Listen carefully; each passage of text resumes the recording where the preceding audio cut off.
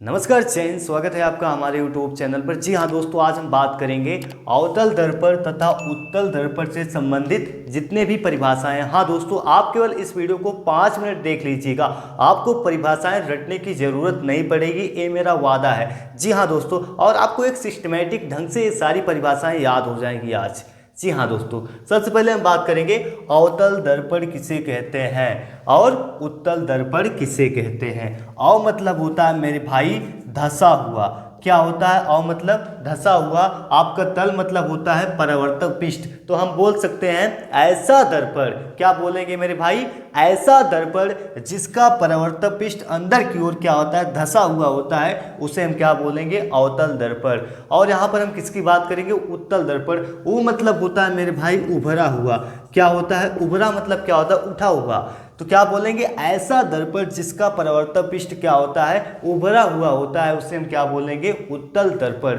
और हम बात करेंगे आज क्या होता है ध्रुव दर्पण का द्वारा किसे कहते हैं, मुख्य फोकस क्या होता है, वक्रता केंद्र क्या होता है, और फोकस दूरी क्या होती है, वक्रता त्रिज्या क्या होती है, इन सारी चीज़ों के बारे में आज हम बात करेंगे।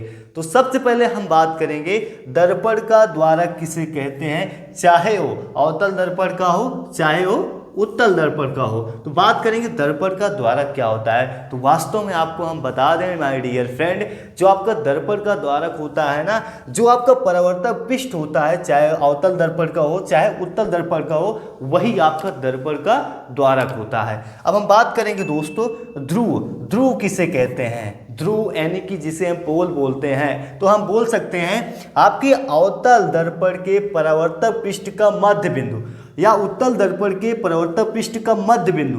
क्या बोलेंगे दोस्तों? अवतल दर्पण के परावर्तक पृष्ठ के मध्य बिंदु को हम क्या बोलेंगे? दर्पण का ध्रुव। और यहीं पर हम बोल सकते हैं उत्तल दर्पण के परावर्तक पृष्ठ के मध्य बिंदु को हम क्या बोलेंगे?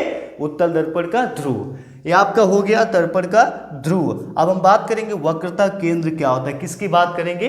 वक्रता केंद्र, जिससे हम किससे डिनोट करते हैं? कैपिटल सी से। जी हाँ दोस्तों, आपका ये जो अवतल दर्पण होता है और उत्तल दर्पण होता है, किसका भाग होता है? सबसे पहले ये समझना होगा। जी हाँ दोस्तों, आपका जो अवतल दर्पण होता है और जो उत्तल दर्पण होता है, ये आपका एक खोखले गोले का भाग होता है। जी हाँ दोस्तों, ये आपका क्या होता है? एक खोखले गोले का भाग होता है। और यहीं पर ये भी आपका क्या होता है? एक खोखले गोले का भाग होता है। तो वक्रता केंद्र की परिभाषा क्या हो जाएगी? आपका अवतल दर्पण या आपका उत्तल दर्पण जिस खोखले गोले का भाग होता है, जिस खोखले गोले का भाग होता है, उस गोले का केंद्र।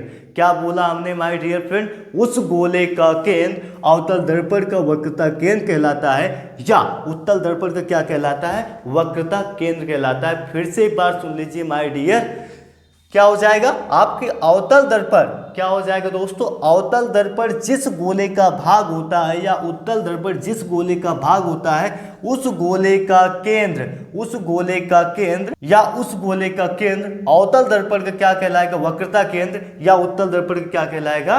वक्रता केंद्र कहलाएगा। हाँ दोस्तों, अब हम बात करेंगे वक्रता त्रिज्या क्या होती है। वक्रता त्रिज्या क्या होती है? सी और पी के बीच की दूरी। क्या दोस्तों? सी और पी के बीच की दूरी क्या कहलाएगी? वक्रता त्रिज्या। यहाँ पर दोस्तों सी और पी के बीच की दूरी क्या कहलाएगी? आपकी वक्रता त्रिज्या। अब क्या बचता है आपका? फोकस दूरी। फोकस दूरी क्या हो जाएगी? मुख्य फोकस और ध्रुव के बीच की दूरी को क्या बोलेंगे? फोकस दूरी। ध्रुव और क्या बोलेंगे? मुख्य फोकस के बीच की दूरी को क्या बोलेंगे हम? फोकस दूरी। अब एक चीज बचता है मेरे दोस्तों, मुख्य अक्ष किसे कहते हैं? क्या दोस्तों? मुख्य अक्ष किसे कहते हैं? तो मुख्य अक्ष क्या होता है? ये आपका क्या होता है? मुख्य अक्ष होता है माय डियर फ्रेंड्स। ये आपका क्या होता है? मुख्य अक्ष होता है। ये आपका क्या होता है दोस्तों? मुख्य अक्ष होता है। क्या होता है? मुख्य अवतल दर्पण या उत्तल दर्पण को दो बराबर भागों में बांटती है, उसे हम क्या बोलेंगे? मुख्य अक्ष बोलेंगे। आशा करते हैं दोस्तों आज आपको ये सारी परिभाषाएं समझ में आ गई होंगी। दर्पण का ध्रुव किसे कहते हैं, दर्पण का द्वारक किसे कहते हैं, वक्रता केंद्र किसे कहते हैं, मुख्य फोकस किसे कहते हैं, वक्रता त्रिज्या किसे कहते हैं, और फोकस दूरी किसे कहते हैं, और आपका मुख्य अक्ष किसे कहते हैं। और हाँ दोस्तों, अगर आपको वीडियो समझ में आया तो चैनल को लाइक शेयर और सब्सक्राइब जरूर कीजिएगा। मिलेंगे ऐसे बेहतरीन वीडियो के साथ, तब तक के लिए जय हिंद।